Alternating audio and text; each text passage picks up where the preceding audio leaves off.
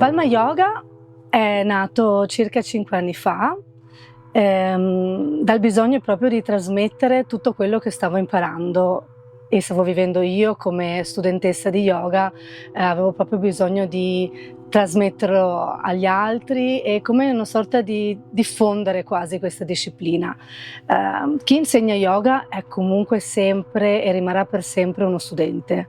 È un mondo molto, molto grande, infinito, quindi sono veramente molteplici le possibilità di studio, di pratica, di incontri con altri maestri, frequentare dei nuovi workshop piuttosto che collegarci dei viaggi. È veramente un mondo che non finisce mai. Io sono anche una persona molto appassionata nelle cose che faccio e quindi è nato proprio dall'intento di far del bene agli altri mentre faccio anche del bene a me stessa, perché praticare yoga mi fa sentire molto bene e per questo motivo io non l'ho mai lasciato dal momento in cui l'ho conosciuto e l'ho incontrato. Perché qualcuno si approccia allo yoga? Solitamente le persone che approcciano lo yoga cercano anche loro un modo per migliorare se stesse. È un lavoro molto profondo che si fa su se stessi, è un mettersi in gioco sicuramente.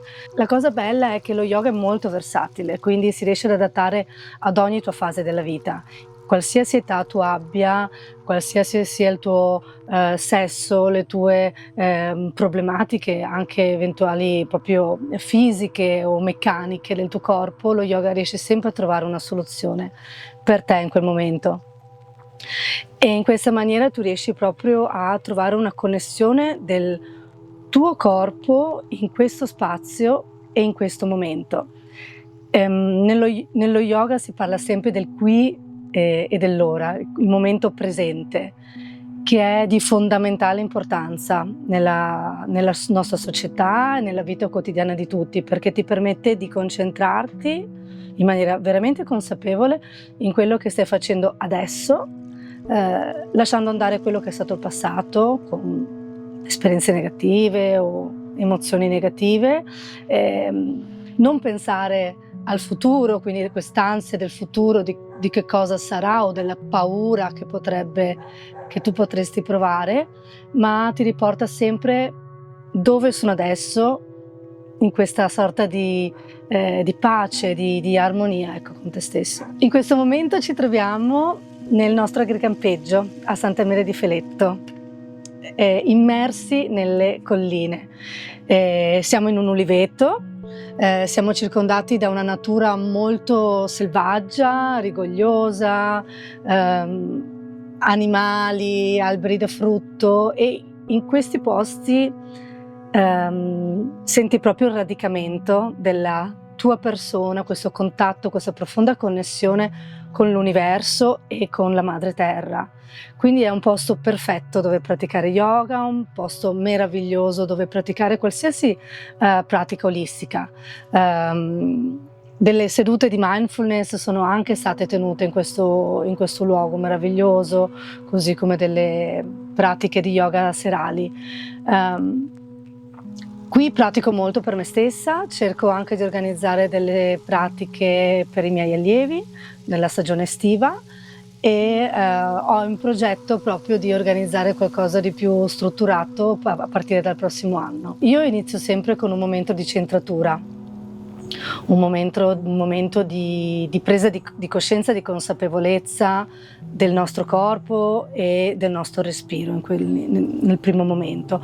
Poi segue un momento di riscaldamento del corpo, una parte centrale di asana, quindi di posizioni a volte più statiche, a volte più dinamiche, anche in base agli allievi che mi trovo davanti. Poi terminiamo con un momento di rilassamento, respirazione, shavasana, un momento di rilassamento profondo. Accompagno molto spesso alla campana tibetana, piuttosto che al koshi, un altro strumento meraviglioso. Ho trovato estremamente affascinante vedere come una cosa così semplice come il respiro potesse essere veramente profondamente trasformativa per me stessa.